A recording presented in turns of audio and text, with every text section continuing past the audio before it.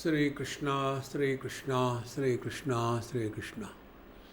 गुरुर्ब्रह्मा गुरुर्विष्णु गुरुर्देवो महेश्वरः गुरु साक्षात् परम ब्रह्म तस्मै श्री गुरवे नमः। तस्मै श्री गुरवे नमः। जो भोग की है वासना सो तामसी है वासना, संसार बेड़ी माही यह दृढ़ बांधती है वासना। तज दो भोग की दो वासना, तज दो भोग की दो वासना, तज भोग की दो वासना, शुभ वासना प्रिय कीजिए। शम दम दया आर्जव क्षमा पीयूष सम पीजिए। हम लोगों ने इसमें देखे थे पहले 3 चरण कि जो भोग की वासना है वो तामसिक है, वो हमको जड़ पदार्थों में बांध के रखती है। और दूसरी जो वासना है संसार की बेड़ी माही यह बांधती है। रिश्ते नाते, रिश्ते नाते में सत्य ये होता है कि व्यक्ति अत्यंत स्वार्थी होता है। इस दुनिया में ऐसा कोई नहीं कि माँ बाप भाई बच्चे ये सब अपने स्वार्थ में फंसे हुए हैं। मैं जो चाहता हूँ या मैं जो चाहती हूँ वही होना चाहिए। और बाकी क्या फर्नीचर है क्या? हर एक का अपना जीवन है। नहीं हम तो अपनी बनवाएंगे। ऐसे व्यक्ति स्वयं दुखी रहते, सबको दुखी करते हैं। जो स्वयं दुखी है दूसरे को दुखी करता, उससे महापापी कोई नहीं है। तज भोग की दो वासना। तो ये सब इस प्रकार के भोग की वासनाएं और शुभ वासना प्रिय कीजिए। प्रसन्न रहो महाराज, इससे कौन सी बड़ी कठिन साधना है। चुस्त रहो, स्वस्थ रहो, व्यस्त रहो, मस्त रहो, बाकी सब बकवास है।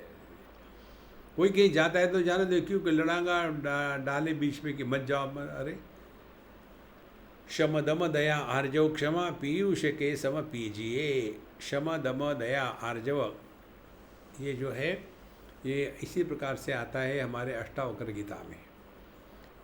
मोक्षम या मुक्तिम इच्छसि चेतात विषयान विषवत त्यज। दया क्षमार्जव सत्यम पीयूषवत भज। वहाँ कहते हैं अष्टावक्र जी, यही बात यहाँ है।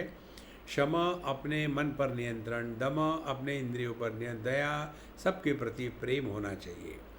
आर्जव सरलता, कटुता वक्रता बहुत भयानक चीज़ है। क्षमा समझो किसी ने कोई गलती करी तो ठीक है, हो गई, सबसे गलती होती है। क्या कोई ऐसा कह सकता है अपने छाती पर हाथ रख करके कि मैंने जीवन में एक भी गलती नहीं करी? गलती नहीं करते तो वो केवल पत्थर हो सकता है। इसीलिए कोई बात नहीं। और यही पीयूष माने यही है अमृत। पीयूष सम पीजिए, बस यही जीवन में लाना है। तब जा कर के हम अध्यात्म के मार्ग पर चल रहे हैं। नहीं तो खूब सत्संग सुनेंगे, ये करेंगे वो करेंगे, पुस्तकें लिखेंगे पढ़ेंगे, लेकिन जीवन में कोई परिवर्तन नहीं है। ऐसे लोग जो है ना वो सत्संग को बदनाम करते हैं। ऐसे लोग अध्यात्म को बदनाम करते हैं। देखो, अध्यात्म का तात्पर्य ये नहीं कि आप मंदिरों में जाओ, घंटी बजाओ, सत्संग सुनो, लेकिन अपने में बदल मत लाओ। नहीं, अपने में परिवर्तन लाना ही है। और क्या परिवर्तन है? हम सब के हाँ में हाँ मिलावे। देखो, तभी जा कर के व्यक्ति का ठीक है। नहीं तो हम अपनी मेरी मुर्गी की एक ही टांग नहीं, लेकिन नॉर्मली मुर्गियों की 2 टांग होती है। नहीं मेरी मुर्गी की एक ही टांग है। अब ऐसे जो अडेल डट्टू है उनसे क्या बात कर सकता है कोई? ये भी करो सब देह से, मत संग मन से कीजिए। मन के सभी ये धर्म आत्मा तक न आने दीजिए। व्यवहार बाहर कीजिए, समशांत भीतर से रहो। चिन्ह मात्र की कर भावना, सुख दुख आदिक सब सहो। ये भी करो सब देह से। देखो, कौन सी भोग करना है, लोगों के साथ व्यवहार करना है, ये सब करना है देह से। मत संग मन से कीजिए। अपने मन में इनको प्रवेश मत करने दो। अपने मन को शांत प्रसन्न रखो। जो व्यक्ति मन से दुखी होता है वो अन्य को भी दुखी करके छोड़ता है। देखो, 4 प्रकार के लोग दुखी होते हैं। एक तो अपने दुख से दुखी होते हैं, दूसरे से दुखी होते हैं, तीसरे के सुख से दुखी होते हैं। वो सुखी है तो मैं दुखी हूँ। सब लोग खुश हैं, हंस रहे तो हम रोते रहेंगे। सब लोग खाना खा रहे, हम खाना नहीं खाएंगे। सब लोग पिक्चर जाने जाए, मैं नहीं जाऊँगा पिक्चर। अरे ये क्या बकवास है, ये कोई मनुष्य है कि पैजामा है? तो ये सभी करो देह से, मन संग मन से, मत संग मन से कीजिए, मन को शांत प्रसन्न रहो। जगत में व्यवहार करना ही पड़ता है। देखो, मन के सभी ये धर्म आत्मा तक न आने दीजिए। अपने आत्मा को, अपने अंतःकरण को अपवित्र मत बनाओ भैया। किसी के भी प्रति राग द्वेष काम क्रोध ये सब रोग है। इन रोगों से अपने आप को बचाना है। देखो, मन के ये सभी धर्म आत्मा तक न आने दीजिए। मन में आएगा काम क्रोध लोभ, लेकिन ठीक है, मन में ही रखो, उसको व्यक्त करने की जरूरत नहीं है। जो व्यक्ति स्वयं को कष्ट दे करके दूसरे को दुखी देता है उसको सैडिस्ट कहते हैं अंग्रेजी में। हम दुखी अपने को कष्ट देंगे ताकि दूसरा उससे दुखी हो जाए, ये अत्यंत क्रूरता है। देखो, ये जो क्रूर लोग होते हैं वो उस प्रकार से करेंगे। ये अत्यंत वाह्यत चीज़ है। हाँ, वाह्यत शब्द में ढूंढ रहा था।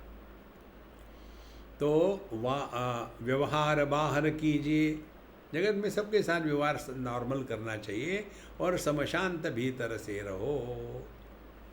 सबके साथ व्यवहार करो, बड़े हैं छोटे हैं, बड़ों को आदर दो, छोटे से प्यार करो, छोटों को क्षमा कर दो, हो गई गलती हो गई, नेवर माइंड।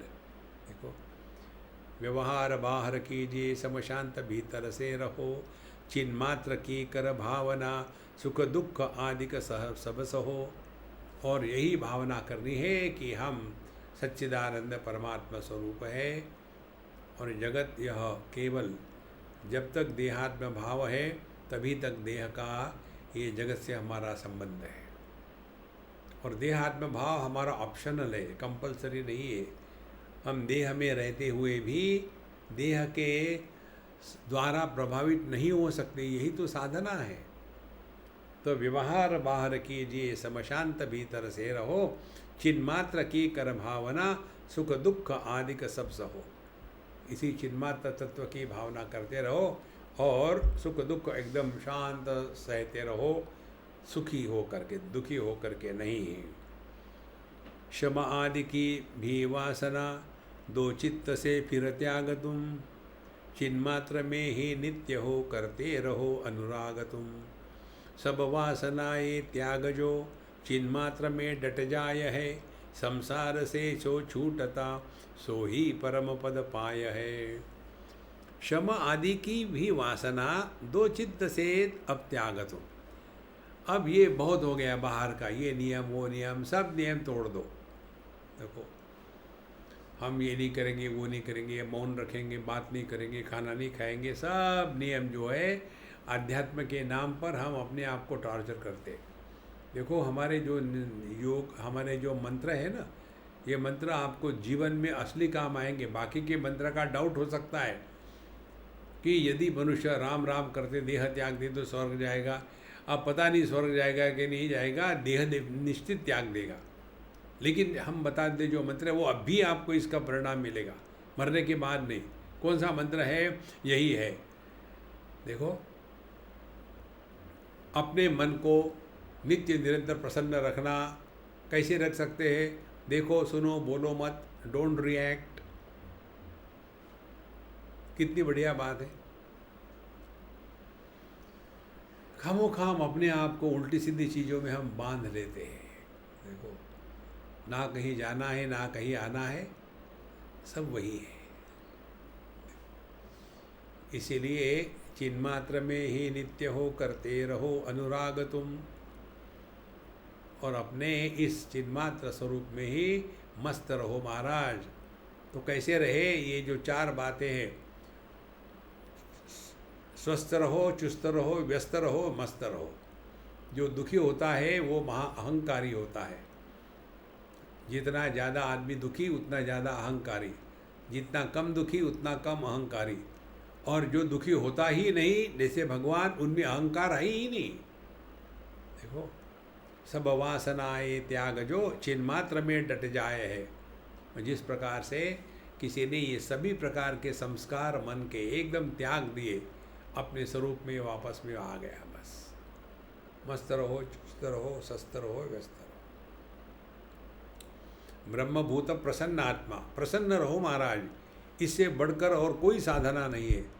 चाहे आप मंदिर में जाओ न जाओ, मत्था टेको ना टेको, गंगा जी में डुबकी लगाओ ना लगाओ, दान धर्म करो ना करो, तीर्थ क्षेत्र जाओ या ना जाओ, इससे कोई मतलब नहीं। मतलब ये है आप प्रसन्न हो या नहीं।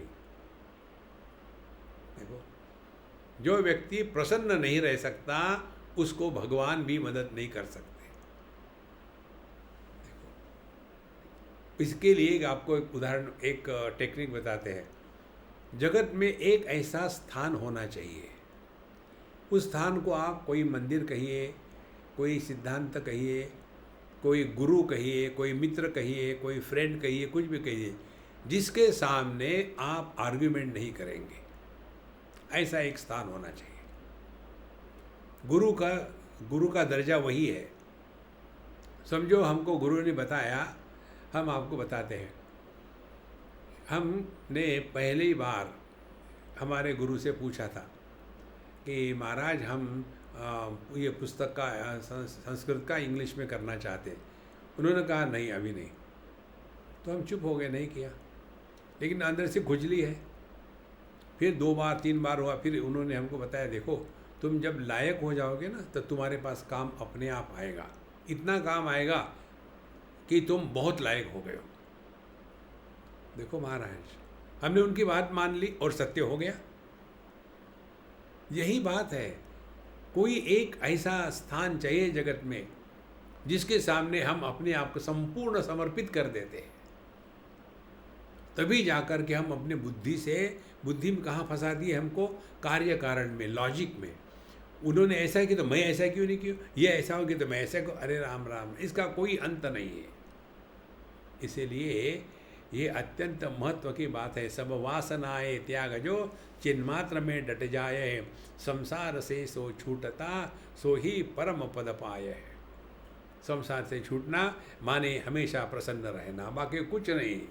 अध्यात्म के नाम पर बाकी झंझट निकाल दो सब, बस इतना ही करना है, प्रसन्न रहना। जे ही विधि राखे राम ते ही विधि रही है। ये तो हर जगह में अपनी मेरी मुर्गी की एक ही टांग नहीं रे बाबा। यह जो दुराग्रह है, ये सभी ग्रह सो भयानक ग्रह है। आपको सभी ग्रह मालूम होंगे, किसी को शनि ग्रह का चक्कर है, किसी को राहु को, किसी को मंगल का। असली ग्रह जो है दुराग्रह है। ये दुराग्रह से अपने आप को छुड़ाओ, कहीं भी जबरदस्ती से ना रहे। सब वासनाएं त्याग जो चिन्मात्र में डट जाय है, संसार से सो छूटता सो ही परम पद पाय है। वही संसार से छूट जाता है, माने जगत में रहते हुए भी जो प्रसन्न रहता है वही संसार में रहते हुए भी संसारी नहीं। जो पानी में गिरने के बाद भी डूबता नहीं, उसने तैरने की कला सीख ली है। देखो, संसार से सो छूटता सो ही परम पद पाए। परम पद क्या है? मस्त है, चुस्त है, स्वस्थ है, व्यस्त है। ना वो दो का लेना ना देना, ना कहीं जाना है ना कहीं आना है, जहाँ है उस हाल में खुश है। इस सिद्धांत को पकड़ के रखो संतो। असली आध्यात्मिक साधना यही है। बाकी की जो है वो धार्मिक साधना है, पूजा करो, पोथी करो, घंटे बजाओ। देखो ये सब ठीक है अपने जगह में, हम उसका तिरस्कार नहीं कर रहे, लेकिन वो आध्यात्मिक साधना नहीं है।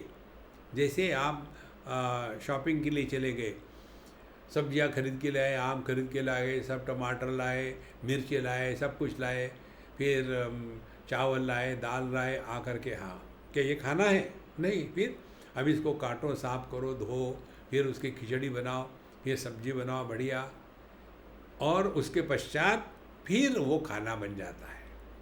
तो ये पहली जो बातें हैं, शॉपिंग करने के लिए जाना, लाना, काटना, साफ करना, धोना, पकाना, ये सब आवश्यक है, लेकिन उससे पेट की शांति, भूख नहीं मिटती। भूख मिटती है खाना खाने के बाद।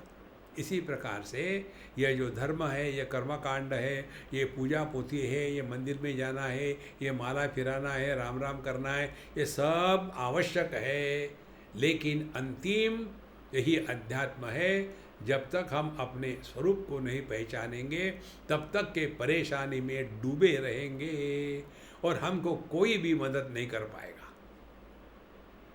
देखो संतो, पकड़ो इस चीज़ को, यही अध्यात्म है, बाकी का सब ठीक है अपनी जगह में। अच्छा महाराज,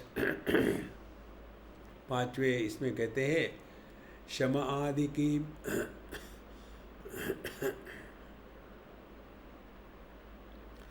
हाँ, पांचवा हो गया, छठवा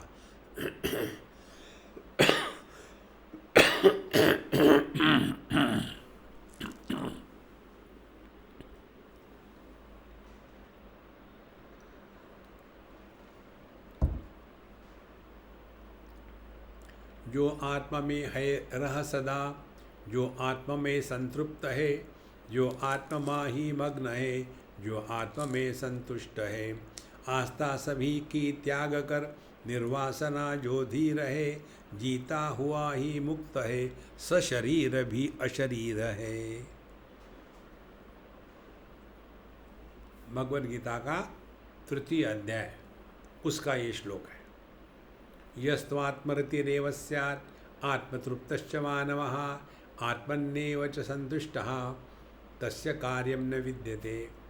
जो आत्मा में ही रह सदा अपने में मस्त रहो, किसी से दुश्मनी कभी नहीं करनी। दोस्ती नहीं करते कोई बात नहीं, दुश्मनी किसी से नहीं करनी चाहिए। किसी से प्रेम नहीं करते तो कोई बात नहीं, द्वेष नहीं करना चाहिए। देखो मैं कैसे बताता हूँ आपको। एक बार किसी सज्जन ने हमको खाने के लिए बुलाया, मुंबई की बात है। तो हमने कहा कि हम आ जाएंगे, आपको आने की ज़रूरत नहीं, हम हमारे मित्र के साथ आते हैं जो हमको ड्राइव करते हैं। बोले नहीं नहीं, मैं आ जाऊंगा और केवल आप ही हमारे साथ चलो। ठीक है, हम गए उनके साथ खाने के लिए। अब घर जाने के बाद हमको कहते हैं, स्वामी जी हमने आपके वो मित्र को हमारे यहाँ नहीं आने के लिए कहा, मालूम है क्यों? हमने कहा मुझे कोई इच्छा नहीं जानने की, तुम जाने, तुम्हारा काम जाने, जब तक मुझे खाना दोगे तब तक ठीक है, नहीं दोगे तो भी ठीक है। बोले नहीं, मैंने उसको इसलिए नहीं बनाया कि आई हेट हिम। तो जब उन्होंने ऐसा कहा तो मैं ज़ोर से हंसा। तो बोले क्यों हंसे आप? हमने कहा तुमने जोक किया तो हंसना चाहिए ना। बोले इसमें कौन सा जोक है? हमने कहा तुम उनसे द्वेष करते हो, इसीलिए अपने घर में नहीं आने देते हो, लेकिन वो तुम्हारे मन में बैठा हुआ है। घर को साफ सफाई उन्नत रखना चलेगा, मन को साफ रखो। द्वेष घृणा ये नरक के दरवाजे है। देखो महाराज, कभी भी ये मन में किसी के भी प्रति, दुश्मन के प्रति भी द्वेष, दुश्मन नहीं होना चाहिए। भगवान रामचंद्र जी रावण को मारने के बाद विभीषण को और लक्ष्मण जी को कहते, अब मरने के बाद सब वैर खत्म हो गया है, जाकर उसका क्रियाकर्म करो, वो जितना विभीषण का भाई है उतना तुम्हारा ही है। लक्ष्मण जी को कहते भगवान, ये होती है आध्यात्मिक साधना की पराकाष्ठा। मन में किसी के भी प्रति द्वेष ना हो। देखो जीवन में एकदम चारों तरफ दिवाली ही दिवाली है, नहीं तो दिवाला है। जो आत्मा में है रह सदा, जो आत्मा में संतृप्त है। हमारे तृप्ति न होने के कारण क्या है? हम अनेक व्यक्तियों से, वस्तुओं से अपेक्षा रखते हैं। हमको किसी से कोई अपेक्षा ना हो, आप मस्त रहोगे। देखो, जो आत्मा में संतृप्त है, जो आत्मा ही मग्न है, जो अपने स्वरूप में, अपने आप में नहीं, अपने स्वरूप में मग्न है। नहीं तो मैं जो करूँगा वही ठीक है, बाकी सब गलत है, मैं नहीं करूँगा। हाँ, अपने आप को सबसे अलग मत करो महाराज। आध्यात्मिक साधना माने सब विशेषताओं का त्याग करके निर्विशेष सत्ता जो है वो परमात्मा है। हमारे कन्हैयालाल को यशोदा मैया ने गाली दी, मिट्टी खा रहा था तो गाली दे दी। पता नहीं मिट्टी खाता है, सुअर था क्या पिछले जन्म में? अब भगवान को परेशानी, अरे बाप रे, कोई इसने पहचान तो नहीं लिया मुझे कि मैंने ही वराह अवतार लिया था। और एकदम मुंह में पूरा ब्रह्मांड दिखा करके कंफ्यूज कर दिया यशोदा मैया को। देखो, मन में किसी के भी प्रति द्वेष नहीं हो। जो आत्मा ही मग्न है, जो आत्मा में संतुष्ट है, आस्था सभी की त्याग कर। हमको किसी से कोई अपेक्षा नहीं रखनी, किसी से भी, भगवान से भी मत रखो। देखो, और हम कैसे करते हैं, हम दिखाते हैं कि हमको किसी के बारे में ज़्यादा फिक्र है, प्रेम है, लेकिन होता है स्वार्थ। हमको चाहिए कोई कंपनी जो हमारे साथ दुखी हो। देखो, आस्था सभी की त्याग कर, अपने स्वरूप में बैठे रहो महाराज। निर्वासना जो धीर है,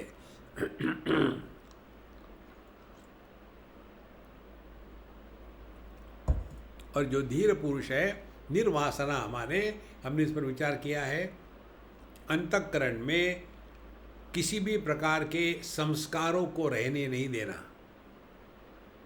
ये भी हमने बात बताई थी आपको। व्यक्ति की आयु जितनी लंबी होती है,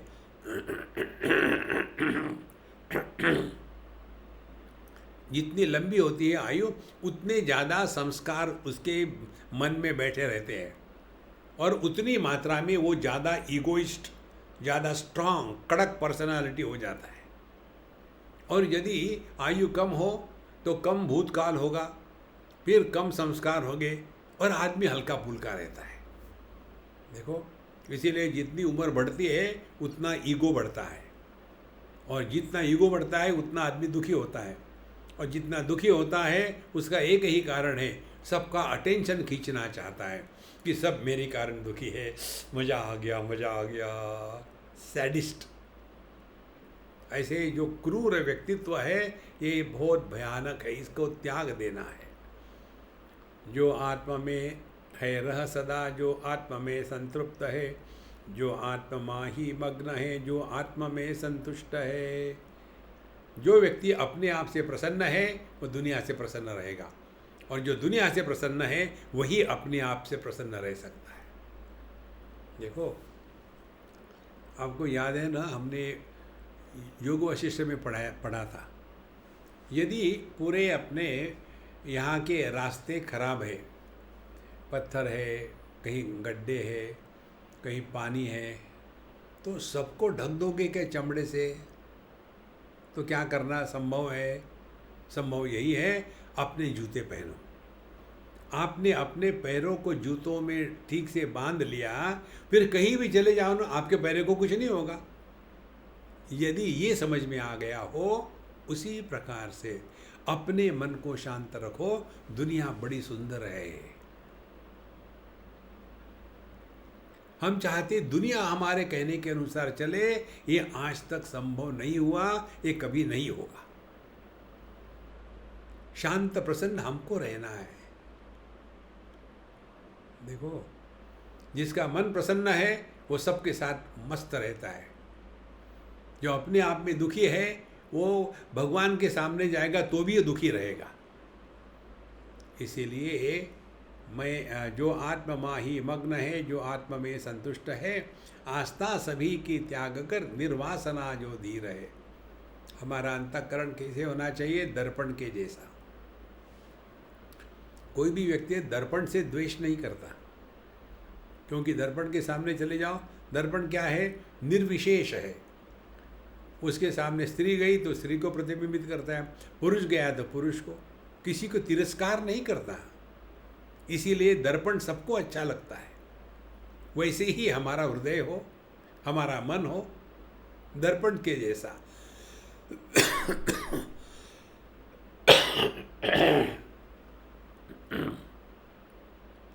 आस्था सभी की त्याग कर, निर्वासना जो धीर है। जो धीर पुरुष निर्वासन हो गया है। अब इसके अंतःकरण में किसी प्रकार की अच्छी बुरी वासनाएं, अच्छे बुरे संस्कार, इसका सब चक्कर मिट गया है। इसके लिए हमको बताते हैं, भगवान का नाम लो। भगवान का नाम लेने से सब गलत विचार अंतःकरण से निकल जाते हैं। जीता हुआ ही मुक्त है, सशरीर भी अशरीर है। ऐसा व्यक्ति इस जगत में रहेगा, साधारण व्यक्तियों के जैसा, लेकिन होगा असाधारण। यह जो अपना स्वरूप है, इसमें जो स्थित हो गया है, कहते हैं जीता हुआ ही मुक्त है। उसको मुक्त होने के लिए मरने की आवश्यकता नहीं। देखो, जो व्यक्ति अपने आप को कष्ट देते हैं वो अत्यंत तामसिक होते हैं।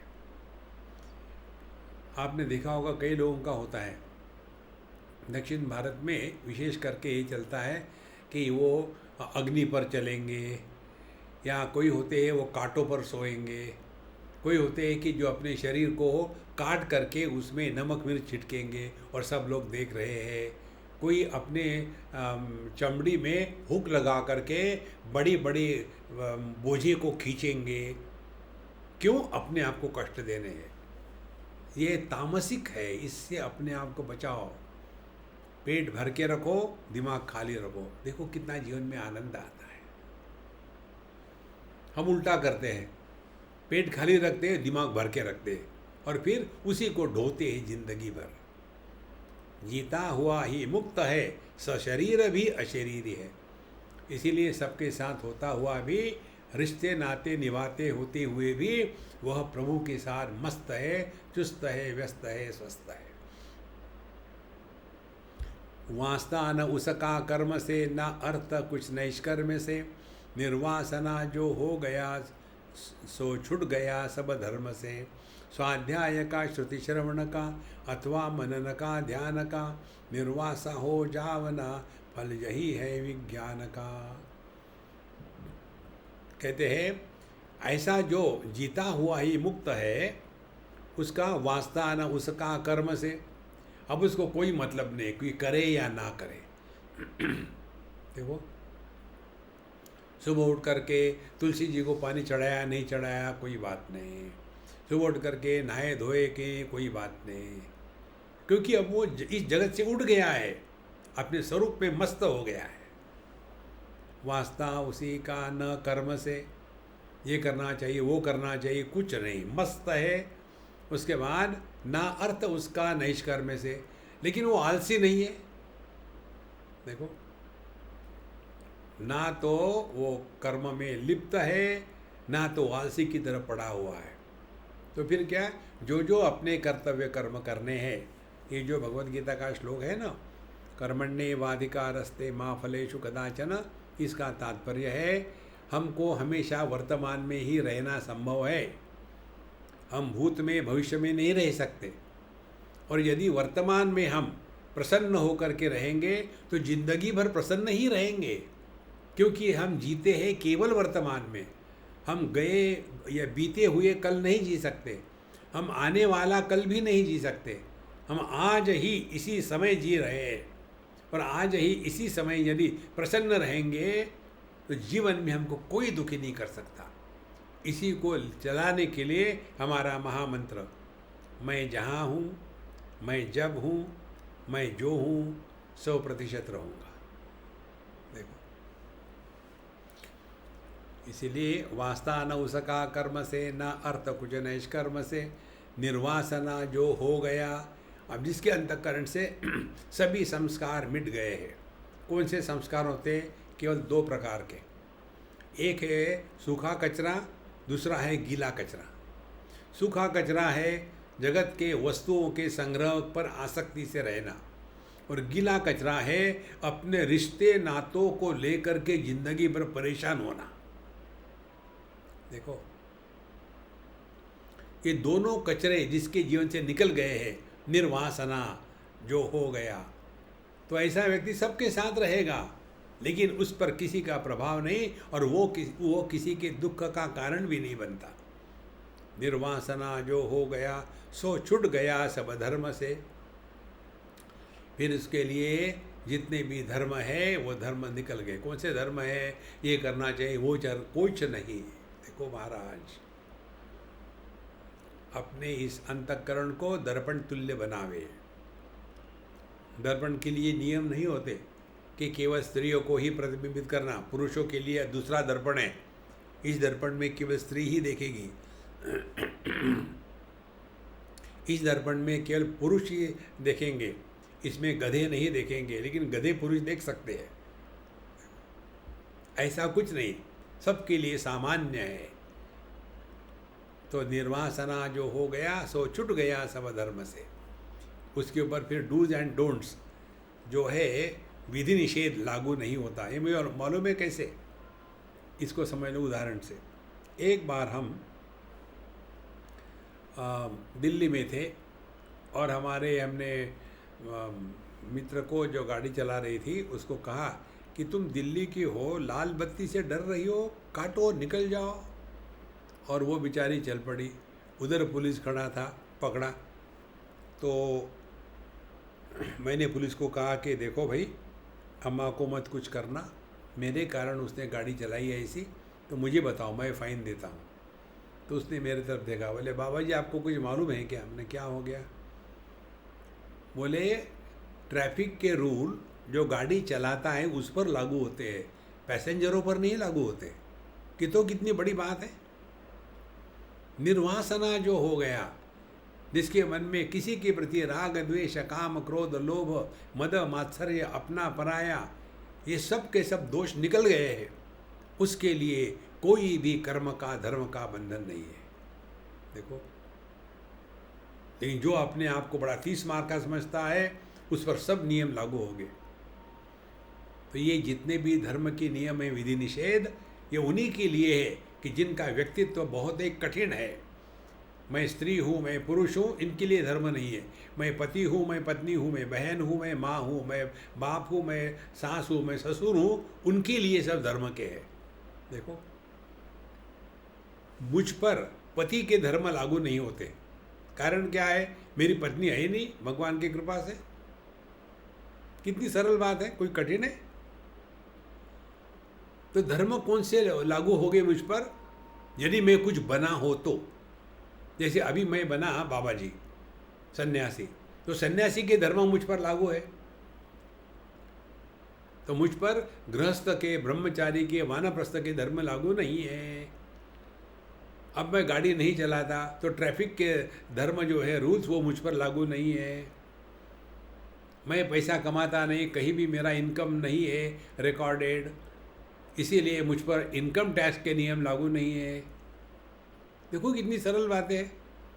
तो जब मैं कुछ बन जाता हूँ तभी सब नियम लागू हो जाते हैं। तो साधना ये, कुछ बनो मत, एकदम मनुष्य बन करके, मनुष्य रह करके रहो, कुछ बनो मत। जो बनता है, पति पत्नी, भाई बहन, माँ बाप, सास ससुर, लड़का लड़की, ये सब के सब दुखी ही होंगे। अपने आप को इन सब से निकाल डालो। निर्वासना जो हो गया सो छुट गया सब धर्म से। स्वाध्याय का, श्रुति श्रवण का अथवा मनन का, ध्यान का निर्वास हो जावना, फल है यही विज्ञान का। तो जितना हम करते हैं स्वाध्याय, पुस्तकों को इकट्ठा करके पढ़ेंगे नहीं, और श्रुति श्रवण, बड़ा श्रवण करेंगे अनेक गीता का और उपनिषदों का, फिर सत्संग करेंगे, फिर उसके ऊपर में डिस्कशन करेंगे, आर्ग्यूमेंट करेंगे, फिर मेडिटेशन करेंगे। इन सब का फल क्या है? निर्वासना हो जावना, फल है यही विज्ञान का। देखो संतो, जगत में जीते समय पूरा का पूरा ध्यान अपने मन के संतुलन की तरफ हो। कोई भी काम करने के पहले मन का संतुलन सुंदर हो। काम करते समय संतुलन में विक्षेप न आवे। काम हो जाने के बाद मन का संतुलन ज्यों का त्यों टिका रहे। इतनी ही साधना है। अपने मन को जो संतुलित रखता है वो कभी दुखी नहीं होता, और जो स्वयं दुखी नहीं है वो अन्य को भी दुखी नहीं करेगा। लेकिन जो स्वयं दुखी है वो अन्य को सुखी नहीं देख सकता, वो दूसरे को भी दुखी करेगा, जिसको कहते सैडिस्ट। निर्वासना हो जावना, फल है यही विज्ञान का। तो पूरी जो साधना है वो यही है महाराज। तब जा कर के हम अध्यात्म में रहते हैं, नहीं तो अपने आप को धोखा दे रहे। जो दृष्ट या अदृष्ट, जो दृष्ट या दृष्टत्व है, ये अंग सब ही भ्रांति है। बिन तत्व के जाने हुए होती कभी न शांति है। जो तत्व लेता जान है सो धीर होता शांत है। निर्वासना हो जाय है होता न फिर सो भ्रांत है। जो दृष्ट और दृष्टत्व है ये अंग सब ही भ्रांति है। ध्यान से सुनना, मैं दृष्टा हूँ, जगत दृश्य है, दोनों भी भ्रांति है। ना तो हम देखने वाले हैं ना कुछ देखा गया है। देखो, जब हम अपने देह के साथ तादाद में कर लेते हैं तब हम पुरुष पति या स्त्री पत्नी बनते हैं। और सुखी दुखी होने वाले कौन है? ये पति पत्नी। यदि हम देह के साथ तादाद में न करें, जैसे सुषुप्ति अवस्था में, तो उस समय हम स्त्री भी नहीं पुरुष भी नहीं, तो पति भी नहीं पत्नी भी नहीं, सब गायब हो गए। तो जो दृष्टत्व या दृष्टत्व है ये अंग सब है, भ्रांति है। ये सब की सब कहने की बातें हैं, इसका कोई मतलब नहीं। इसको स्पष्ट समझ लो। माता पिता बंधु सखा अपनो नहीं कोई, साधु संग बैठ बैठ लोक लाज खोई, मेरे तो गिरिधर गोपाल दूसरो न कोई। भगवान को पकड़ के रखो, बाकी दुनिया जैसी जा रही है। हमारे सबके जीवन का मूल प्रश्न यही है, जिसको कहते हैं अंग्रेजी में आइडेंटिटी क्राइसिस। हमको यही याद नहीं रहता कि हम कौन है किस समय। देखो, हम एक ही पक्ष को पकड़ के रखते, पक्षी बन जाते हैं। देखो महाराज, ये जो द्वैत का साम्राज्य है, यह जो सापेक्षता का जगत है, ये जो रिलेटिव एग्जिस्टेंस है, इसमें एक भी समस्या ऐसी नहीं है कि जिसका परिपूर्ण समाधान हो। और अपना स्वरूप जो एकमेव अद्वितीय है, इसमें एक भी समस्या की होना ही संभव नहीं। देखो, इसीलिए ये दृष्ट दृष्टत्व, ये देखा गया देखने वाला ये सब का सब, ये अंग सब ही भ्रांति है। ये सब त्रिपुटी का जो चक्कर है उसको ज़्यादा महत्व मत दो। देखो महाराज, हम किसी से आसक्त नहीं होते, स्वार्थी होते हैं। देखो, हम कहते हैं कि अब इसके सिवा हम नहीं जी सकते, ऐसा कुछ नहीं होता। हम अपने देह के साथ आसक्त नहीं है। इसीलिए जो दृष्ट या दृष्टत्व है ये अंग सब ही भ्रांति है। बिन तत्व के जाने हुए होती कभी न शांति है। तो जैसे जैसे हम अपने मन से ऊपर उठेंगे, मन से ऊपर उठना माने ये दुराग्रह को हटा देना अपने अंतःकरण से। ये दुराग्रह जो है यही हमको सबसे ज़्यादा कष्ट देने वाला महान भयानक ग्रह है। शनि चलेगा, मंगल चलेगा, राहु चलेगा, केतु चलेगा, दुराग्रह नहीं चलेगा। ये जो अष्टग्रही के योग होते उससे भी महाभयानक योग यदि कोई है तो ये दुराग्रह का है। और ऐसे दुराग्रही लोग अपनी मनवाते हैं। अगला मान भी लो तो जीत किसकी हो गई? आपकी, कि जिसने अपने आप को मान लिया। समझ लो ये। देखो, हमको लगता है हम जीत गए हैं, नहीं, आप हार गए हो। जो अपनी मनवाता है किसी भी प्रकार से, वो कभी नहीं जीत सकता जिंदगी में। जीतना है तो त्यागे नहीं के अमृतत्व मानस। देखो,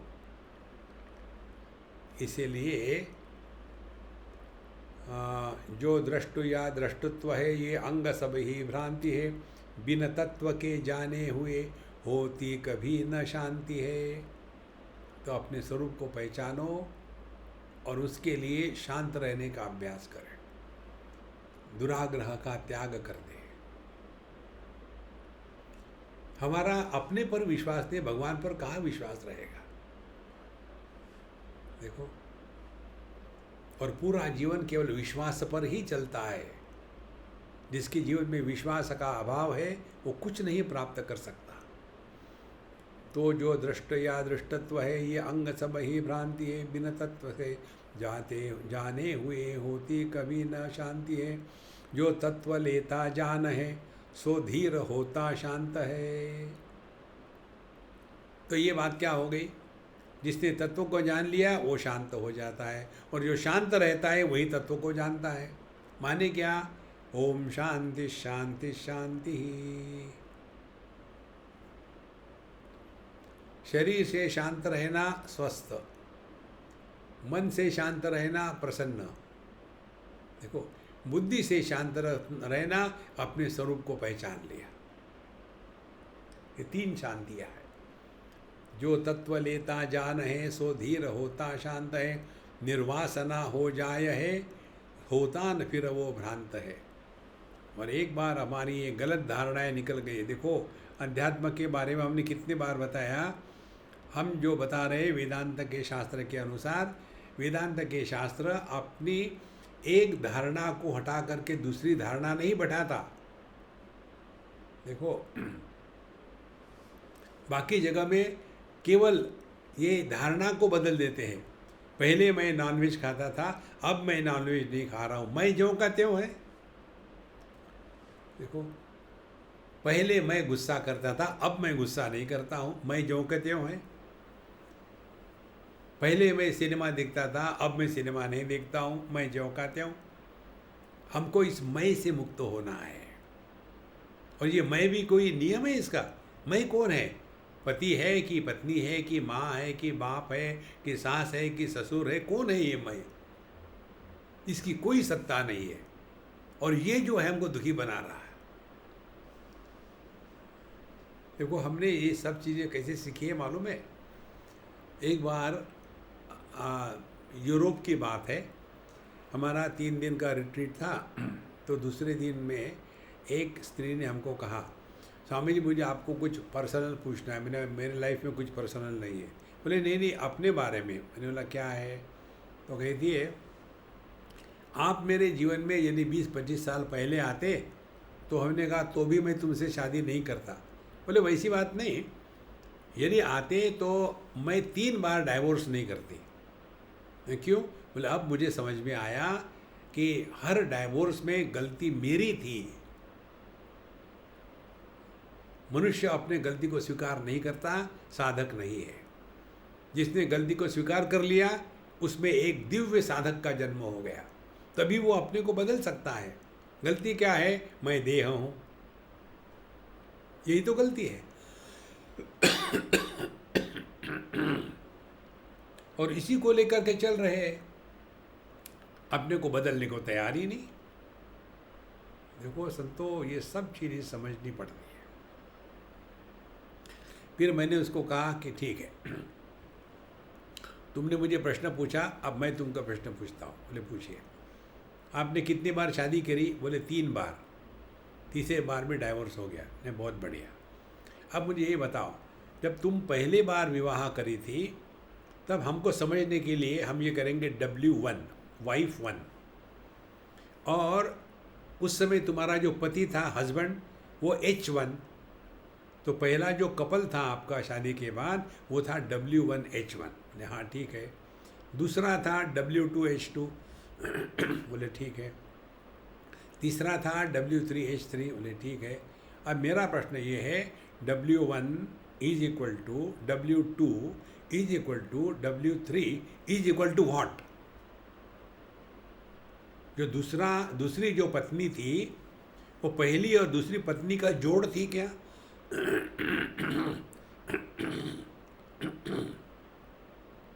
और जो तीसरी पत्नी थी वो पहले 2 का जोड़ थी क्या? और जब पहला डाइवोर्स हो गया तो पहली पत्नी कहाँ गई? दूसरा डाइवोर्स हो गया तो दूसरी पत्नी कहाँ गई? क्या पहली पत्नी दूसरी पत्नी बन गई? और दूसरी पत्नी तीसरी पत्नी बन गई? कहाँ गई ये सब पत्नियाँ डाइवोर्स के बाद? तो बोले स्वामी जी मुझे समझ में नहीं आ रहा। ना मुझे भी समझ में नहीं आ रहा, ये कहाँ जाएगी? कुछ हो तब जाएगी ना। पत्नी नाम की वस्तु क्या स्त्री से अलग करके दिखा सकते हैं? ये तो समाज में रहने के लिए एक सुंदर प्रकार का हमने स्वयं पर लादा हुआ बंधन है। अब उसके नियम लगाओ अपने पर और रहो मौज में। लेकिन वहाँ भी मैं अध्यात्म इसको कहते हैं। तो हमको जो जो रिश्ते नाते निभाने हैं ना, वो सब निभाओ बढ़िया से बढ़िया। पति है, पत्नी है, हमने रिश्ते निभाने के टेक्निक भी बताए। पिताजी के सामने हो तो चुप रहो, आर्ग्यूमेंट नहीं करना। बड़ों के साथ कभी आर्ग्यूमेंट नहीं करना चाहिए। बड़ों को कभी सिखाना नहीं चाहिए। जो बड़े कहते हैं हाँ कह दो, थोड़ी देर के बाद वो बूढ़ा भूल जाता है किसके बारे में हाँ कह रहा है और या ना कहा है, झंझट खत्म। जो अपने से छोटे हैं उनको माफ़ कर दो। छोटे पर ग्रज नहीं रखना चाहिए मन में। लेकिन मुख्य तो बता ही नहीं रहे आप, पत्नी के सामने कैसे रहे। अरे वो तो सबसे सिंपल है। जब पत्नी बोलती है तो पति ने चुप रहना चाहिए, और जब पत्नी चुप है तो पति ने बोलना नहीं चाहिए। घर में एकदम दिवाली ही दिवाली होगी। इसलिए महाराज, निर्वासना हो जाय है, होता न फिर सो भ्रांत है। जो इस प्रकार से निर्वासन हो गया है, फिर उसके जीवन में भ्रांति का कहीं भी नामो निशान नहीं। देखो, है कर्म जितने लोक में, सब कर्म है तन के लिए। कितनी सरल बात है। पाताल या स्वर्लोक या नरलोक जाने के लिए। जब तक करेगा कर्म तब तक शांति ना ही पाएगा। निर्वासना हो जाएगा तब कर्म से छूट जाएगा। है कर्म जितने लोक में, सब कर्म है तन के लिए। देखो, जो भी हम करते हैं उसका संदर्भ देह से होता है।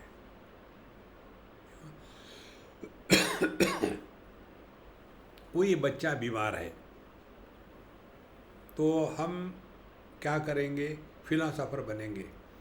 आजकल बच्चों को खाने का कोई कंट्रोल नहीं है, माँ बाप देखते नहीं है, बच्चे बीमार पड़ेंगे नहीं तो क्या। नहीं, आपका बच्चा बीमार, अच्छा मेरा बच्चा बीमार है, एकदम सब बदल जाता है। कारण क्या?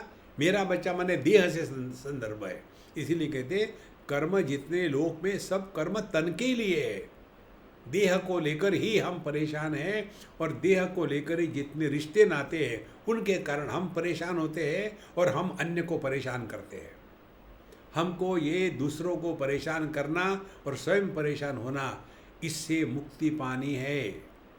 उसके लिए सिंपल रूल यही है, दुराग्रह मत करो। देखो, एक कल्पना करो, कई लोगों का होता है कि देखो स्वामी जी, बच्चे हमारी बात मानते नहीं।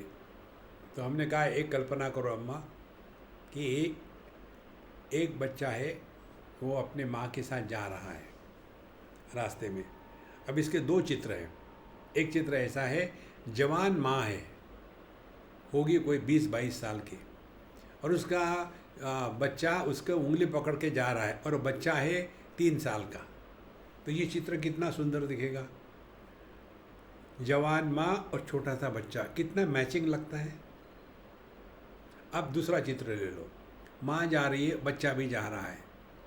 माँ है 50 साल की और बच्चा है 40 साल का, उदाहरण के लिए। और इतना 30-40 साल का बच्चा रास्ते में मम्मी की उंगली पकड़ के चल रहा है और कहता है, मम्मी मम्मी मुझे चॉकलेट दो ना। अच्छा दिखेगा? बच्चों को अनेक बातें सिखाने में एक महत्व की बात माता पिता ने सिखानी आवश्यक है, और वो है डिसीजन लेना। Children must learn how to take decisions. Those who cannot make decisions of their life, they become impotent, weakling. देखो महाराज, नहीं तो हमारी हिंदुस्तानी माँ बाप मरते दम तक के बच्चे के गले को पकड़ के बैठे रहते हैं। इस दृष्टि से हमको ये पाश्चात्य लोगों की जीवन शैली बहुत अच्छी लगती है। 13-14 साल का बच्चा हो गया, इंडिपेंडेंट रहो, grow, fend your self, earn money, grow and become strong enough. हमारे यहाँ तो बच्चा हो जाता है तो भी माँ कहती है, बेटा तुमने खाना खा लिया। और ये माँ कितनी है? ये है 90 साल की। और बेटा कितने का है? बेटा है 70-75 साल का। फिर पूछते, बेटा खाना खा लिया? हाथ तेरे की तो इसीलिए है कर्म जितने लोग में, सब कर्म है तन के लिए। देह को लेकर ही हम फंसे हैं। इसीलिए हमने कितने बार बताया, आध्यात्मिक साधना का तात्पर्य दो बातें केवल, एक देहात्म भाव से निवृत्ति और दूसरी जीवात्म भाव के भ्रांति का त्याग। ये दो बातें नहीं कर पाए तो हमने अध्यात्म के नाम पर अपने आप को बेवकूफ़ बनाया है कर्म जितने लोक में, सब कर्म है तन के लिए। पाताल या स्वर्लोक या नरलोक जाने के लिए। फिर हम जब तक अपने को कुछ मानते हैं, कोई ना कोई कर्तृत्वाभिमान से पकड़े हैं, पूरा जिंदगी में अपने ही इच्छाओं को लेकर के फंसे हैं, तो ऐसे जो व्यक्ति है, ये पुनरअपि जननम पुनरअपि मरणम, अच्छे करो कर्म करो स्वर्ग में जाओ, काम खत्म हो गया कि धक्का मार के फिर अपने गांव में वापस चले आ गए। बुरे कर्म करो तो किसी निम्न योनि में चले जाओ, खटवल सांप कछुए इत्यादि, और वहाँ के खत्म हो गए भोग, फिर मनुष्य जन्म में आ जाओ। ये हमेशा के लिए चलता रहेगा। इससे यदि निकल जाना है तो देहात्म भाव की निवृत्ति, इसको ध्यान से पकड़ रखना। कुछ बनना नहीं है हमको, जो है वही रहना है।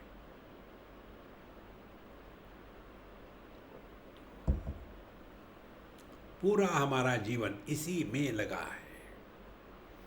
ये बनना है, मुझे वो बनना है, मुझे ऐसे करना है, अरे राम राम राम, बहुत हो गया यार, बहुत हो गया। देखो, इसलिए ये है कर्म जितने लोक में, सब कर्म है तन के लिए।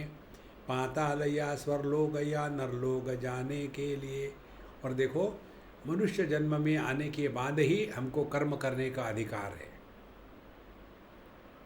बाकी कहीं नहीं है हमको कर्म करने का अधिकार।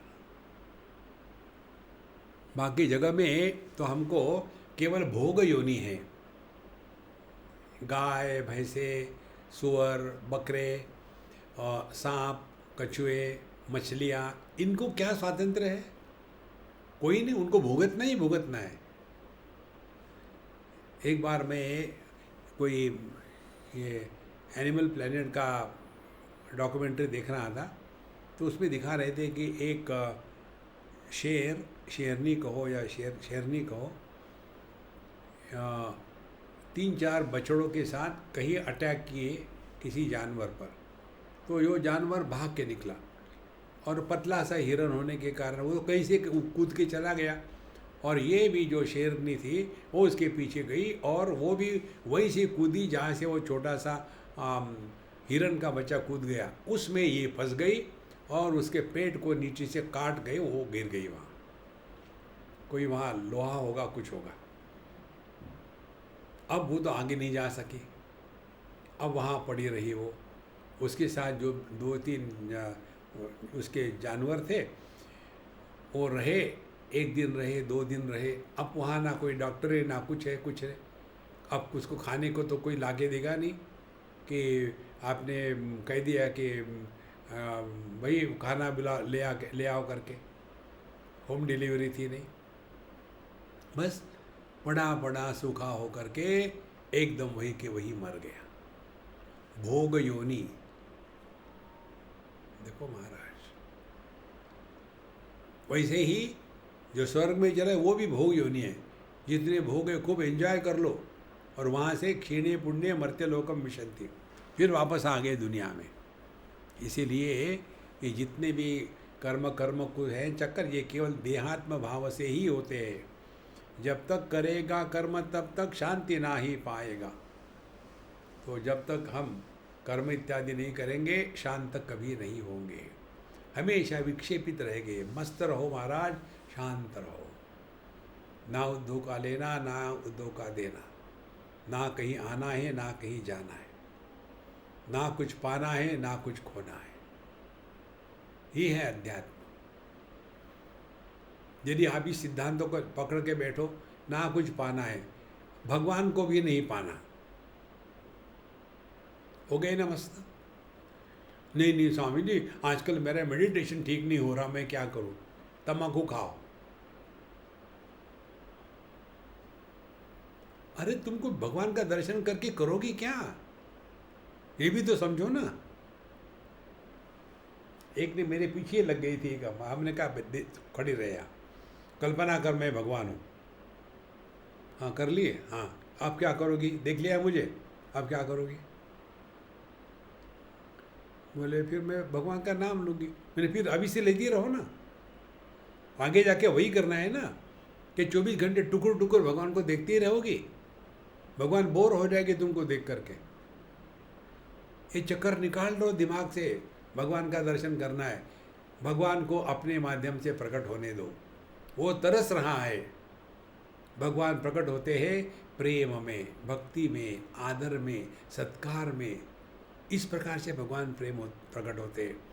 और भगवान के प्रकट करने की पराकाष्ठा है आनंद में, कहीं दुखी नहीं होगा। कल्पना करो भगवान दुखी है, ये कभी हो ही नहीं सकता। आनंदादेव खल्विमानि भूतानि जायन्ते आनंदेन जातानि जीवन्ति। यह संपूर्ण विश्व आनंद की अभिव्यक्ति है। जैसे सुवर्ण के यदि आभूषण बने हैं तो उसमें सुवर्ण ही होना चाहिए, इसी प्रकार से यह जगत यदि आनंद की अभिव्यक्ति है तो यहाँ दुख वास्तविक नहीं है, आनंद वास्तविक है। और इसीलिए मौज में रहो महाराज, दुखी मत होना। Don't justify you are miserable for any reason. मनुष्य इतना स्वार्थी होता है। ये भी बात हमने ऐसी देखी, एक कपल था, बूढ़ा कपल, और दोनों का प्यार बड़ा प्रसिद्ध था उस गांव में, कि बुढ़ापे में भी ये दोनों एक थाली में बैठ के खाना खाते थे और एक दूसरे को खिलाते थे। बुढ़ापे में होगी उम्र कोई 80-90 साल के करीब। और एक दिन वो पति महाराज स्मार्ट थे, वो मर गए। अच्छा, वो मरने के बाद अब उनके नियम के अनुसार ये था, यदि पुत्र साथ में नहीं हो तो उस मृतदेह के सर को गोद में रखना है पत्नी ने। पंडित जी आएंगे, पूजा पोथी करेंगे, फिर ठीक है। उसने तुरंत वहाँ से उठ गई, वो उसके डेड बॉडी को वहाँ रह दिया दूसरे कमरे के लिए। मुझे नहीं करना वहाँ कुछ, मुझे भूख लगी है, मुझे खाना दो। उधर में डेड बॉडी पड़ी है, इनको भूख लगी है। सब लोग आश्चर्य करने लग गए। और फिर जब खाना खाने के लिए बैठी तो फिर बोले इसमें नमक नहीं, नमक लाओ। और अचार तो तुमने दिया ही नहीं मुझे, पापड़ का क्या हो गया? पापड़ खत्म हो गए क्या? कब? दूसरे कमरे में डेड बॉडी पड़ी है और ये उसकी पत्नी खाना खा रही है मांग मांग करके। कौन किसी का नहीं है प्यारे। ये जब तक के देह है तादात्म्य, तभी तक ये संसार है। देखो संतो, इसीलिए जब तक करेगा कर्म तब तक शांति ना ही पाएगा। कर्म कर्म कर्म बहुत हो गए, अब अपने आप को प्रभु चरणों में लगाओ। जिसको आना है आने दो, जिसको जाना है जाने दो। भगवान कृष्ण का अंतिम उपदेश उद्धव जी को यही था, ना किसी को आओ कहो, ना किसी को जाओ कहो, ना किसी की तारीफ करो, ना किसी की निंदा करो। जो है वो ठीक है। जब तक करेगा कर्म तब तक शांति ना ही पाएगा। निर्वासना हो जाएगा तब कर्म से छूट जाएगा।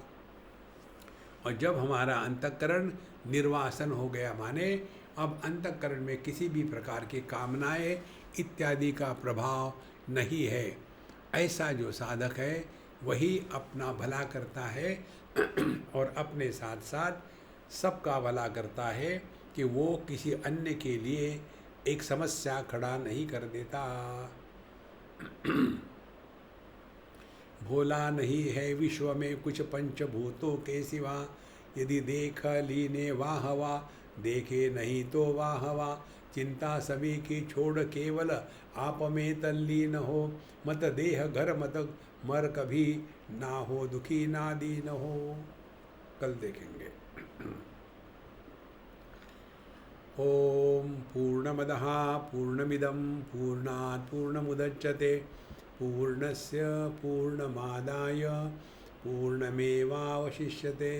ओम शांति शांति शांति। हरि ओम। श्री गुरुभ्यो नमः। हरि ओम।